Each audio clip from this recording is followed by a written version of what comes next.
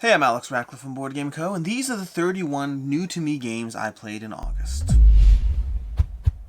With August down, we are 8 months into the year, 8 months into this whole new game a day to me challenge. That's 2/3 of the way through. We're still making good progress. I'm still around 3 weeks ahead of this. Basically, for those who missed it, I'm currently playing a new game every single day across the course of the entire 2022. Every single time I play a new game or a new expansion, and no, playing a bunch of LCG packs don't count, but new games and new expansions all count, and I'm trying to see if I can dive into as many different things as possible. We're currently finishing off August's list right now, which means we're going to go ahead and dive into this. And as usual, I'm going to start this video by going over the 20 or so that I'm not going to be talking about more in depth before diving into the 11 or so that I'll be talking about a bit more in depth.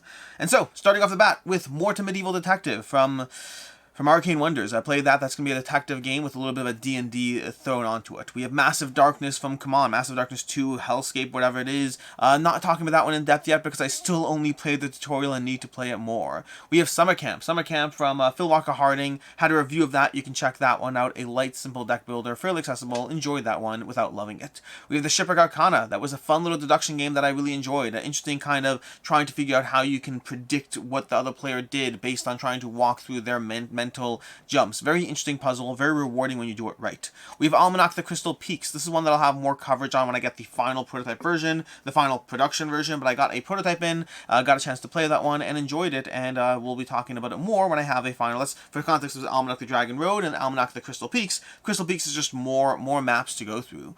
We have Ascension Realms Unraveled. I got a chance to play Ascension for the first time. I enjoyed it. I still prefer other games in the genre. I still prefer other deck building games like Dominion, Quest for Eldorado, Star Realms, and all that, but I did enjoy Ascension Realms Unraveled as my first dive into the Ascension series. We have Dirty Pictures, which don't want to talk about that one. That was a party game I played given the opportunity, but it's not my genre of game, and so I'll just I'll count it because it's a new game, but I won't talk about it further. It's not my genre of game. We have Green Team Wins. Green Team Wins, which is much more my genre of game. Same group of people, same situation, but a different game that is more my speed. 21st Century Games, Green Team Wins is a game which Green Team always wins, which results in a very interesting, completely unfair dynamic that is whimsical as it is. It is as whimsical as it is unfair. We have We Didn't Play Test This Either. That's another one I got a chance to play. Another small party game, different group this time, although very much a completely, totally unfair game as well, but one that plays very quickly and gives you a chance to dive into it in different ways. We have Mini Express, or Railways something Mini Express. Mini Express is another, it's a train game that basically has, it's a train stock taking game that has 2 actions. I enjoyed it. It's fun, it's simple, it's compelling. Didn't feel the need to keep it or own it, but I did enjoy Mini Express. We have Star Realms Legacy from Wise Wizard Games. Star Realms, speaking of Star Realms and speaking of other deck builders, I enjoyed Star Realms Legacy. I did feel it was basically Star Realms with a legacy component tacked on, which is fine, and the only problem is it came with a price tag that was like 4 or 5 times the price of Star Realms, but past those semantics, I did very much enjoy the game, and I'm very much looking forward to the final version of it. We have Barbarian Battlegrounds. That's one from Greenbrier Games that is a family-friendly dice placement game, family-weight dice placement game. I think it's a little bit too light. For me, I think the main compelling reason to play it is going to be the theme, as opposed to the mechanics alone. Mechanics are fine, but they're a little bit dialed back. I'd prefer to see better mechanics. I think the theme is the only thing really carrying that one. We have Rove. Specifically, we have expansions to Rove. Rove is going to be the little button-shy game, and I played a bunch of the expansions to Rove, got a chance to dive into those, and really enjoyed them, which just makes sense because I like Rove, and I like the expansions to Rove. They're just small little modules you can mix in and add on. We have Dead Reckoning Letters of Mark. We're seeing a lot of expansions here. We have Dead Reckoning Letters of Mark. Had a chance to dive into Letters of Mark expansion for Dead Reckoning. They have that one on Kickstarter. Really enjoyed that one. That's another one that I enjoyed with the game added, while also feeling that at the same time it was giving you a fairly hefty price point because it's including Saga 3 in the mix. I like the game, I just think it was a pricey for the content you get unless you want the sagas, and for me, I'm still behind on the sagas I do have, and I don't know, I like the game, I don't know if I'm obsessed with the sagas, and so we'll see how that one plays out.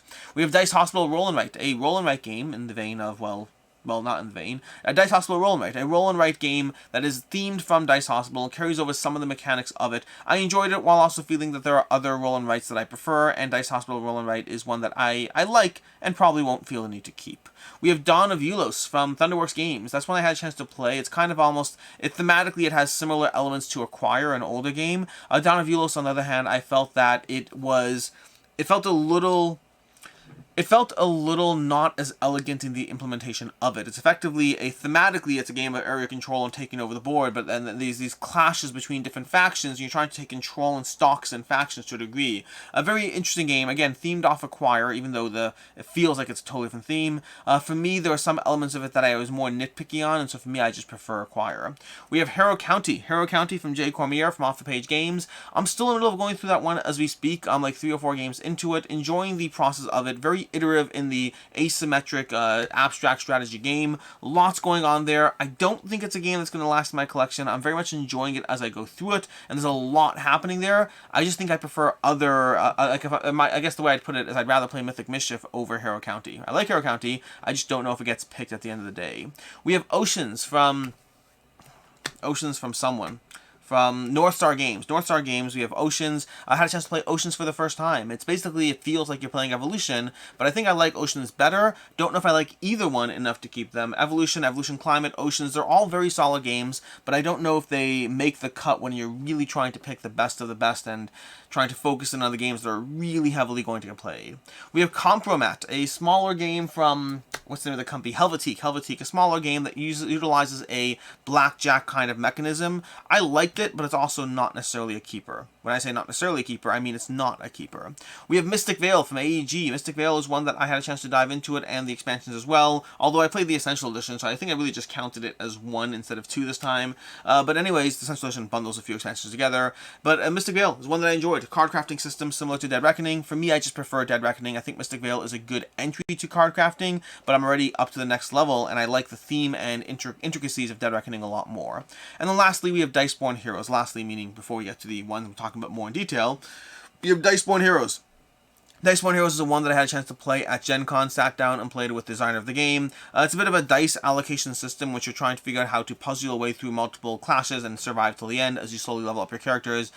Fairly decently done as far as the pure mechanics of the game, fairly decently done. The art didn't pull me in, and I feel I have too many games that kind of hit that general genre. But if you're looking for a TTRPG, I thought it was a pretty decent game, all things considered.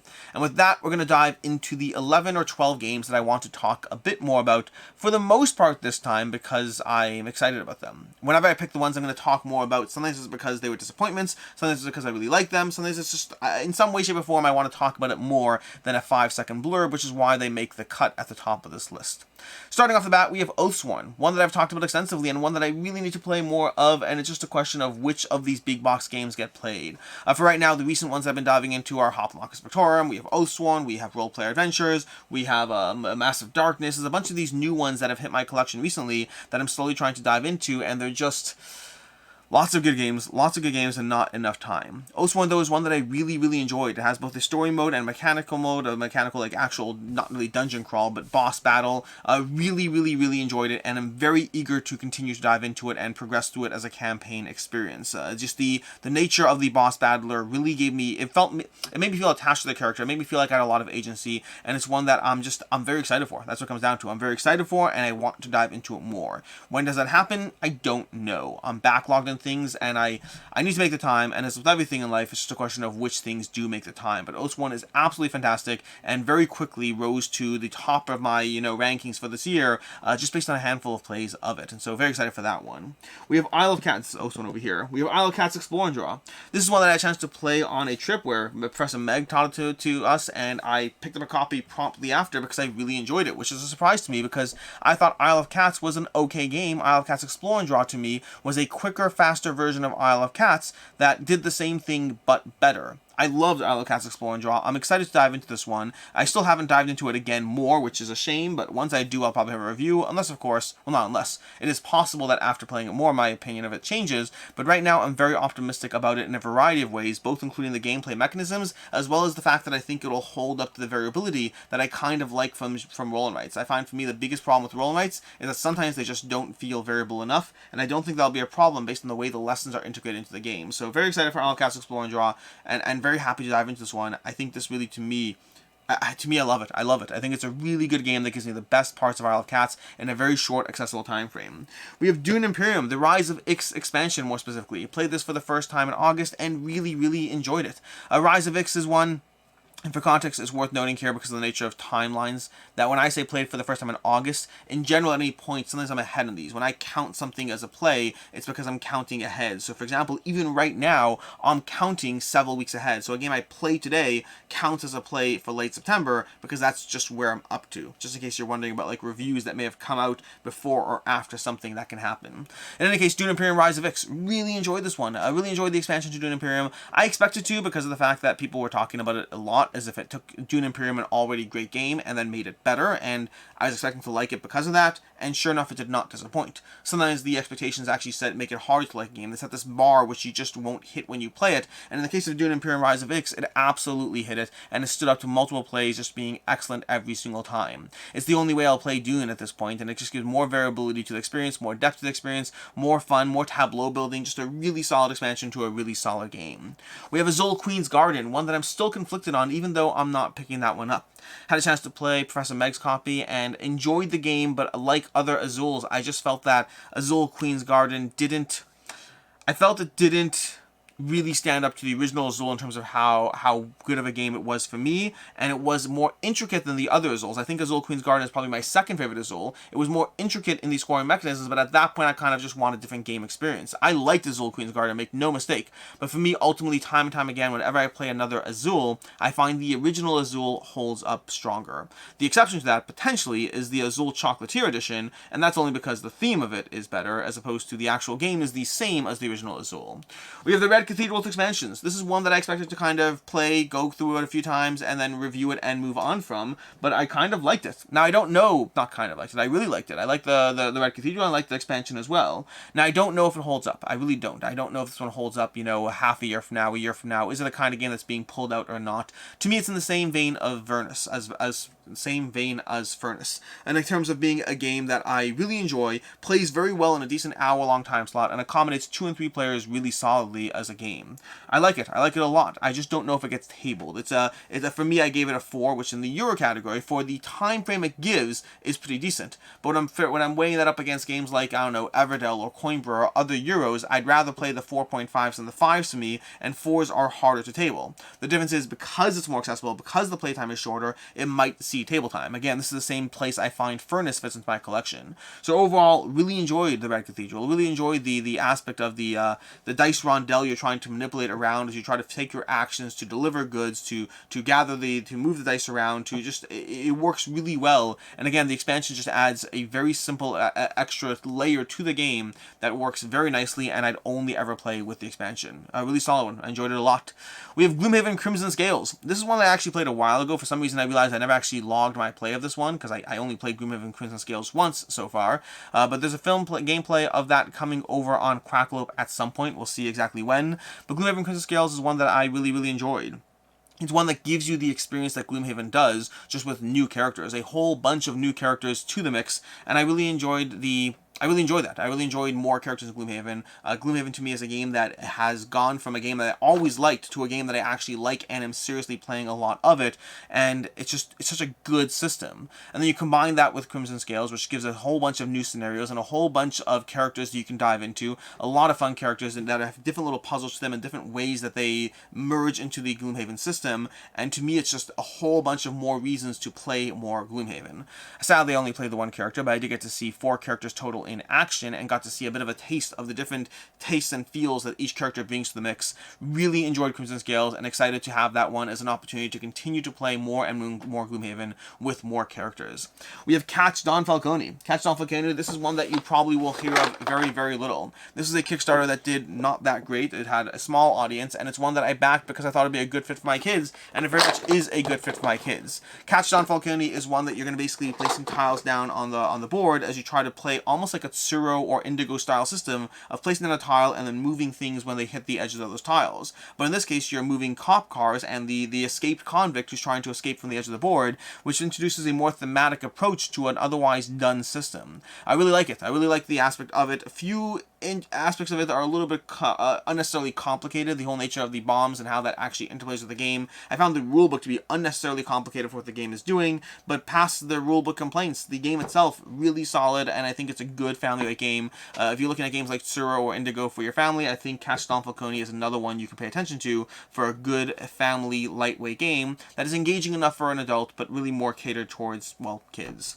From there we have SolForge Fusion. This is one that also surprised me. This is another one that surprised me very heavily. SolForge Fusion from Stoneblade Entertainment. This is one where the production quality is garbage, from the box to the cards to anything. It just feels, I mean, even the, I'm thinking of the little trackers they have inside the box. It feels like a prototype. It very much feels like a prototype, but it actually is a really solid game. This is a digitally whatever, you know, every single deck is unique, is what I'm trying to say. Every single deck is guaranteed to be unique. You'll never have the same decks twice, and so the combination of the decks as you build towards this work really well, in addition to the fact that you have this sequencing system where every time you play a card, you level it up. When you play a spell, when you play a beast, when you play whatever, you level it up, grabbing a new version of that card, putting it to your deck, so you're going to be shuffling through your deck and going through that with the better cards at play. I really like that system because it provides a degree of escalation to the game as your cards get increasingly more powerful, and as you ramp up to an eventual climactic finale that feels like you're in control, feels like you're making choices along the way, has a high degree of variability. Like, I'll be picking up 2 or 3 more boxes of this just so I have enough variety for it to be something I dive into,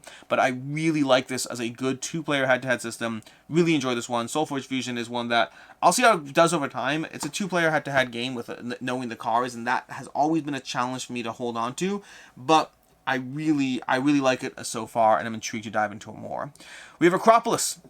2 left over here. We have Akropolis. Akropolis is one that I got a chance to play at Gen Con and really enjoyed it. Akropolis was absolutely fantastic. It's a game from Hachette Games that does a really fantastic job of giving you that point scoring optimization as you figure out which tiles to draft and how to place them so that you can optimally score as many points as possible. Absolutely loved it. It was one of 2 highlights of Gen Con for me in terms of just giving you such a simple, accessible game that gives you a high degree of variability to the scoring, to the ways you can add in different modules to modify your scoring. Overall, Akropolis is one that, like, for me, was an easy one to just pick up right after the convention. An easy game to pick up because of just how compelling and addictive it was. Really solid game from Hachette Games. Liked that one quite a bit.